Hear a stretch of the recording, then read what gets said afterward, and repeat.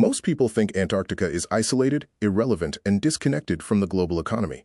That assumption is now outdated. Global powers are quietly racing to install fiber optic cables to the last unconnected continent on Earth. Why? Because in today's world, infrastructure is not just about connectivity, it is about control. I come from a network engineering background, and I've worked across cross-border systems and EU markets. What I can tell you is simple. Whoever owns the network layer owns the system. In this video, I will break down why Antarctica is becoming a strategic battleground, what this means for global data flows, and how this invisible race will reshape the future internet. Antarctica remains the only continent on Earth without permanent fiber optic connectivity, making it a true outlier in the global digital infrastructure map. While every other region has been integrated into high-speed terrestrial and subsea cable networks, Antarctica still depends almost entirely on satellite communication systems. These systems, while functional, impose severe limitations. Latency often exceeds 600 milliseconds, bandwidth is constrained, and operational costs are significantly higher compared to fiber-based alternatives. For decades, this was acceptable because Antarctica's primary function was scientific research, not economic productivity. However, this assumption is rapidly becoming obsolete. The global digital economy is expanding at an unprecedented rate. Data is no longer just a byproduct of activity. It is the core asset driving decision-making, artificial intelligence, and real-time systems. Even remote environments are now expected to participate in this data ecosystem. Research stations in Antarctica generate massive volumes of climate data, satellite observations, and environmental metrics. These datasets are increasingly critical for global climate modeling, ESG reporting frameworks, and predictive analytics. The problem is not data generation, it is data transmission. Satellite systems cannot support the scale, speed, and reliability required for modern data-intensive operations. This is where the concept of Antarctica as a digital frontier emerges. Historically, frontiers were defined by geography, unexplored lands, new trade routes, or resource-rich territories. Today, the frontier is defined by connectivity. Regions that lack high-speed data infrastructure are effectively excluded from the global system. Antarctica represents the last major gap in this network. As such, it is attracting attention not just from scientists, but from governments, infrastructure investors, and strategic planners. From a network engineering perspective, the absence of fiber connectivity creates a structural bottleneck. Any operation that requires real-time feedback, such as remote sensing, autonomous systems, or AI-driven analysis, is fundamentally constrained. This limitation has downstream effects. It reduces the efficiency of scientific research, increases operational risk, and limits the ability to integrate Antarctic data into global systems in real time. In a world where milliseconds can determine competitive advantage, this level of delay is unacceptable. Moreover, Antarctica's geographic position adds another layer of strategic relevance. It sits at the southernmost point of the globe, intersecting potential data routes between continents. As global data traffic continues to grow, network designers are exploring alternative routing architectures to reduce latency and increase redundancy. Antarctica could play a role in this future topology, not as a major hub, but as a critical node that enhances resilience and routing efficiency. In summary, Antarctica is no longer just a remote, isolated continent. It is a structural gap in the global digital network. Closing this gap is not simply a matter of convenience, it is a strategic necessity. The transition from satellite dependency to fiber connectivity represents a fundamental shift in how Antarctica is positioned within the global system. It moves from being a passive observer of global processes to an active participant in them. And once that transition begins, it triggers a cascade of geopolitical, economic, and technological implications that extend far beyond the continent itself. To understand the urgency behind the Antarctic fiber race, it is necessary to examine the fundamental differences between satellite communication and fiber optic infrastructure. At a high level, both technologies enable data transmission over long distances. However, their performance characteristics differ significantly, and these differences become critical in high-demand, data-intensive environments. Satellite communication operates by transmitting signals from ground stations to satellites in orbit and then back to Earth. This process inherently introduces latency due to the distance the signal must travel. For geostationary satellites, this distance can exceed 35,000 kilometers, resulting in round-trip latency of 600 milliseconds or more. Even with low Earth orbit, LEO satellite constellations, latency improvements are incremental rather than transformative. In contrast, fiber optic cables transmit data as light signals through physical cables, typically achieving latency in the range of tens of milliseconds over intercontinental distances. Latency is not just a technical metric, it directly impacts system performance. High latency disrupts real-time applications such as remote control systems, live data analytics, and AI model training. For example, in a research station conducting climate monitoring, delays in data transmission can hinder the ability to respond to rapidly changing environmental conditions. In more advanced use cases, such as autonomous equipment or remote robotics, high latency can render operations impractical or unsafe. Bandwidth is another critical factor. Satellite systems have limited capacity, which must be shared among multiple users and applications. This leads to congestion, reduced data speeds, and higher costs per unit of data. Fiber optics, on the other hand, offer virtually unlimited scalability. By upgrading transmission equipment, operators can increase capacity without replacing the physical cable. This makes fiber a future-proof solution in a way that satellites cannot match. Reliability is also a key consideration. Satellite signals are susceptible to weather interference, including storms, cloud cover, and atmospheric disturbances. In Antarctica, where weather conditions are extreme and unpredictable, this vulnerability is amplified. Fiber optic cables, while not immune to damage, provide a more stable and consistent connection once deployed. Maintenance is challenging, but the day-to-day performance is significantly more reliable. From an economic perspective, the cost structure of satellite communication is also less favorable in the long term. While satellites require lower initial infrastructure investment, their operational costs are higher, especially when scaling up bandwidth. Fiber infrastructure, by contrast, involves high upfront capital expenditure but offers lower marginal costs as usage increases. For large-scale long-term operations, fiber becomes the more cost-effective solution. The conclusion is straightforward. Satellites are a temporary solution, not a permanent one. They are useful for initial connectivity, emergency communication, and low-demand environments. However, for any region that aims to integrate into the global digital economy, fiber is essential. This is why the transition from satellite dependency to fiber infrastructure is not just a technological upgrade, it is a structural transformation. In the context of Antarctica, this transformation is particularly significant. It enables the continent to move from a peripheral role in global data systems to a more integrated position. It supports advanced research capabilities, enhances operational efficiency, and opens the door to new applications that were previously impossible.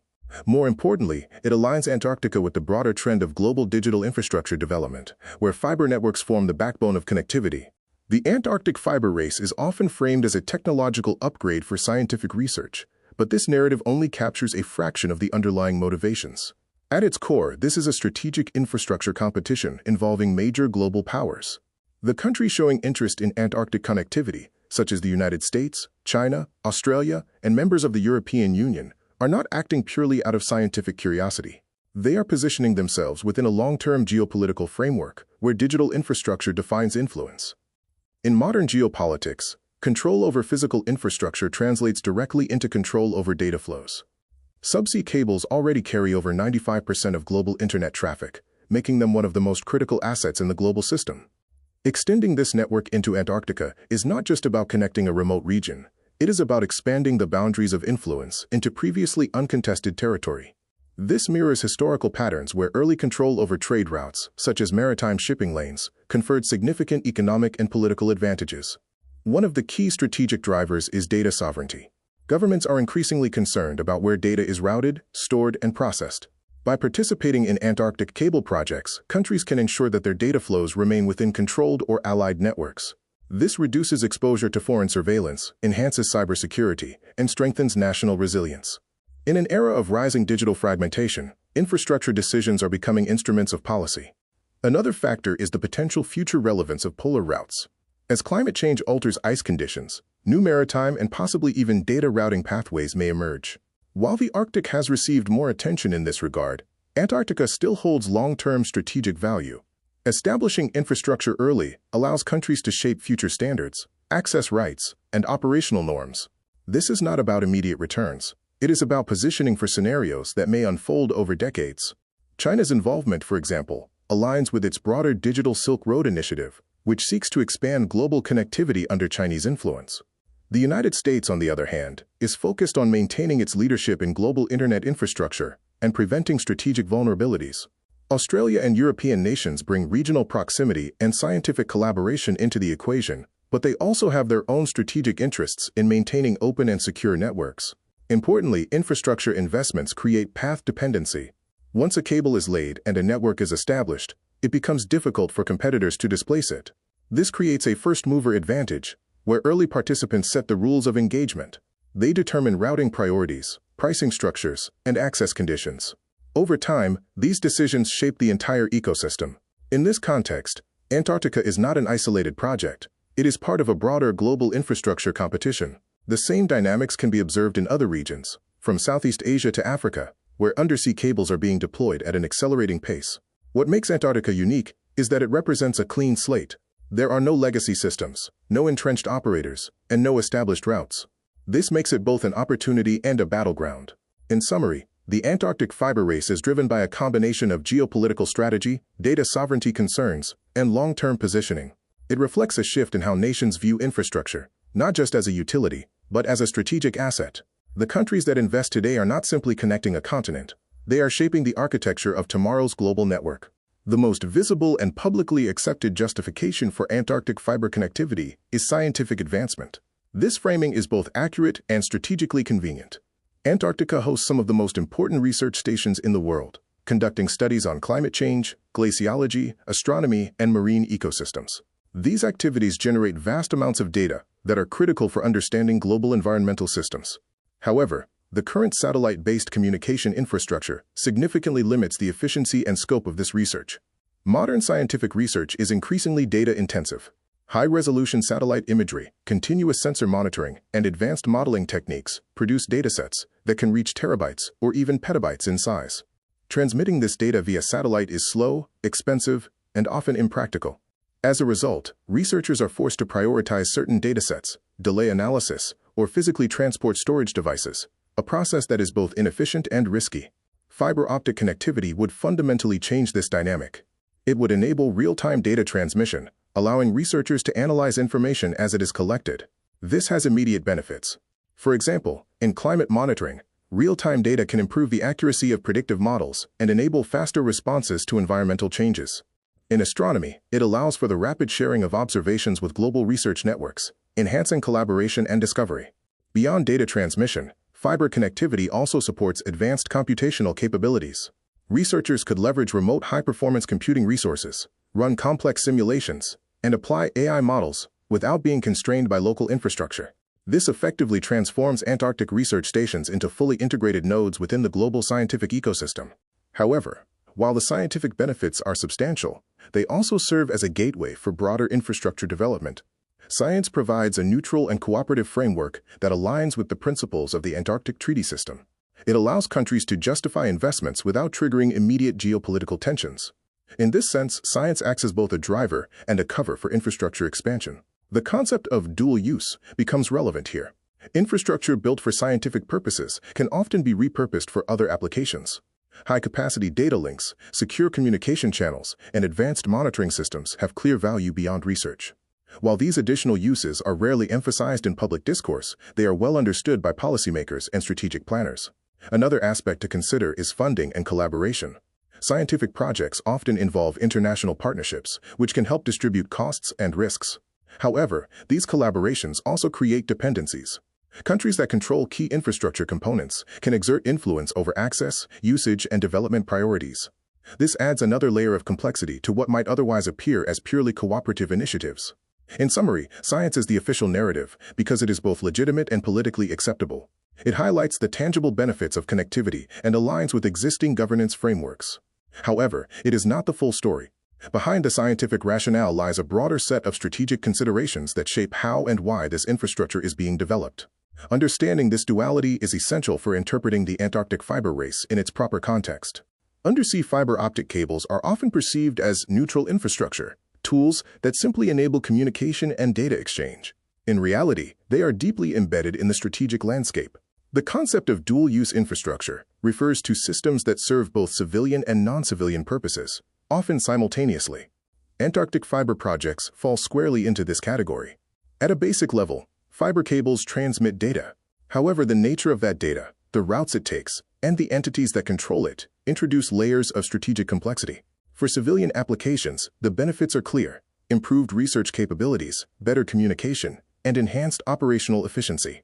For non-civilian applications, the same infrastructure can support surveillance, intelligence gathering, and secure communication channels. One of the key points of control in any cable system is the landing station. This is where the cable connects to terrestrial networks, and it is often where data can be monitored, filtered, or redirected. Control over landing stations effectively translates into control over data flows. In Antarctica, where infrastructure is limited and highly centralized, this control becomes even more significant. Routing is another critical factor. Data does not always take the shortest physical path. It follows routes determined by network operators based on cost, capacity, and policy considerations. By influencing routing decisions, operators can prioritize certain data flows, avoid specific jurisdictions, or create redundancies that enhance resilience. These capabilities have clear strategic implications. Maintenance and repair also play a role. Undersea cables are vulnerable to physical damage from natural events, such as earthquakes or ice movement, as well as human activities. The ability to repair and maintain these cables requires specialized equipment and expertise. Countries that possess these capabilities gain additional leverage, as they can ensure continuity of service and respond quickly to disruptions. In the Antarctic context, the dual-use nature of infrastructure is particularly sensitive due to the governance framework. The Antarctic Treaty System emphasizes peaceful use and scientific cooperation, explicitly prohibiting military activities. However, the line between civilian and non-civilian applications is not always clear. Advanced communication systems, for example, can support both research and security functions without violating the letter of the treaty. This ambiguity creates a strategic gray zone. Countries can invest in infrastructure under the banner of science while retaining the option to leverage it for broader purposes. This does not necessarily imply overt militarization, but it does introduce elements of competition and caution. Other stakeholders may respond by developing their own capabilities or seeking partnerships to balance influence. From a business and investment perspective, dual-use infrastructure also affects risk assessment. Projects in Antarctica are capital-intensive and involve long time horizons. Understanding the strategic dimension is essential for evaluating potential returns and risks. Regulatory changes, geopolitical tensions, and shifts in governance frameworks can all impact the viability of these investments. In conclusion, Antarctic fiber cables are not just technical assets, they are strategic instruments. Their dual-use nature means that they operate at the intersection of science, policy, and security. Recognizing this reality is critical for understanding the motivations behind the Antarctic fiber race and the implications it carries for the global system. Deploying fiber optic infrastructure in Antarctica is not simply a scaled version of conventional subsea cable projects. It represents one of the most extreme engineering challenges on the planet. The environment introduces constraints that fundamentally alter design, installation, and maintenance strategies. Any serious attempt to build Antarctic connectivity must address these constraints at both the technical and operational levels. The first challenge is temperature. Antarctica is the coldest continent on Earth, with winter temperatures dropping below -60 degrees Celsius in inland regions. Even coastal areas, where cable landings would occur, experience prolonged periods of sub-zero conditions. These temperatures affect material performance. Fiber cables, protective sheathing, and electronic components must be engineered to withstand thermal stress without degradation. Standard materials used in temperate regions are insufficient. Specialized compounds and insulation systems are required. The second challenge is ice dynamics. Unlike stable seabeds in many parts of the world, Antarctic coastal zones are highly dynamic. Sea ice forms, shifts, and breaks apart seasonally. Glaciers move, sometimes at measurable speeds, and can extend into the ocean. Icebergs, which can be massive, pose a direct physical threat to subsea cables. Cable routing must account for these movements, often requiring burial beneath the seabed or placement in areas with minimal ice interaction. Even then, long-term stability is not guaranteed. Weather conditions further complicate deployment. Strong winds, low visibility, and unpredictable storms limit the operational windows for installation vessels. Unlike typical subsea cable projects, which can operate year-round in many regions, Antarctic projects are constrained to short seasonal windows, often just a few months during the austral summer. This compresses project timelines and increases logistical complexity. Any delay can push completion back by an entire year. Logistics represent another major barrier. Antarctica has no permanent population centers, limited port infrastructure, and strict environmental regulations.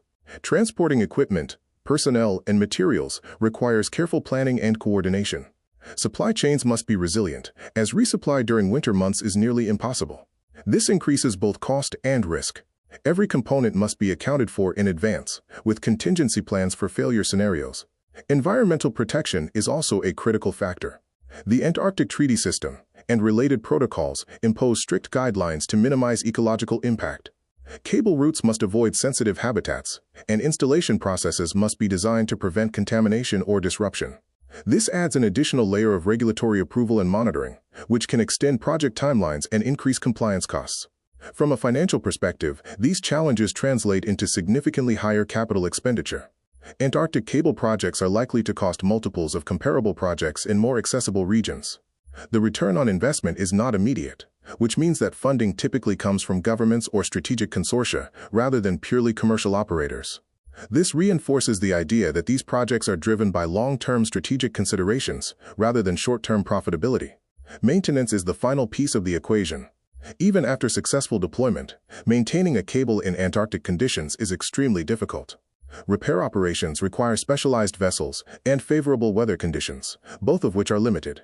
Downtime in the event of failure could be prolonged, affecting reliability. As a result, redundancy and risk mitigation must be built into the system from the outset. In summary, engineering a fiber network in Antarctica is a high-risk, high-complexity endeavor. It requires advanced materials, precise routing, and robust logistical planning. These challenges act as a natural barrier to entry, limiting participation to countries and organizations with sufficient resources and expertise. This, in turn, reinforces the strategic value of the infrastructure once it is successfully deployed. At first glance, investing in fiber infrastructure in Antarctica appears economically irrational. The continent has no permanent population, no traditional consumer market, and limited commercial activity. From a conventional return on investment perspective, the business case is weak. However, this view is based on short-term financial metrics. When analyzed through a strategic and long-term lens, the economic logic becomes clearer. Infrastructure investments often operate on extended time horizons. Subsea cables in particular are designed to function for decades. The initial capital expenditure is high, but the marginal cost of additional data transmission is low. This creates a model where early investment can generate sustained value over time, especially if demand increases. In the case of Antarctica, demand is currently limited, but it is expected to grow as research activities expand and new applications emerge.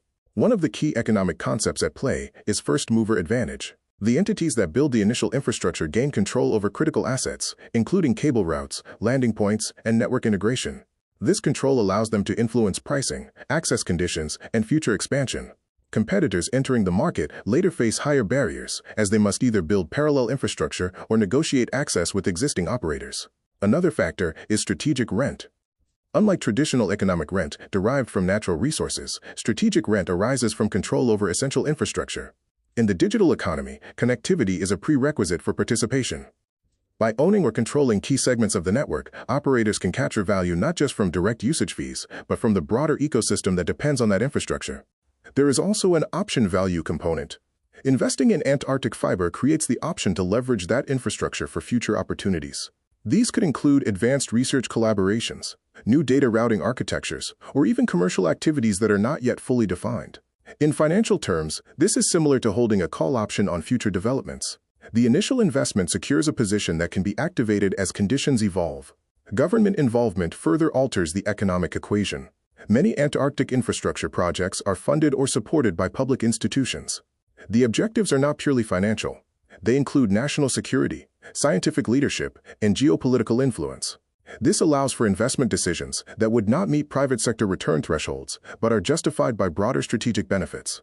From a portfolio perspective, Antarctic fiber projects can be seen as part of a diversified infrastructure strategy.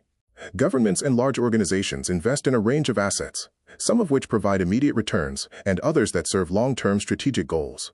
Antarctica falls into the latter category. It is a low-frequency, high-impact investment that complements more conventional assets. Risk management is another consideration. As global networks become more complex and interconnected, resilience becomes a priority. Adding new routes and nodes, including those in Antarctica, can enhance redundancy and reduce vulnerability to disruptions. This has economic value, even if it is not directly monetized. The cost of network failure can be substantial, and investments that mitigate this risk are increasingly justified.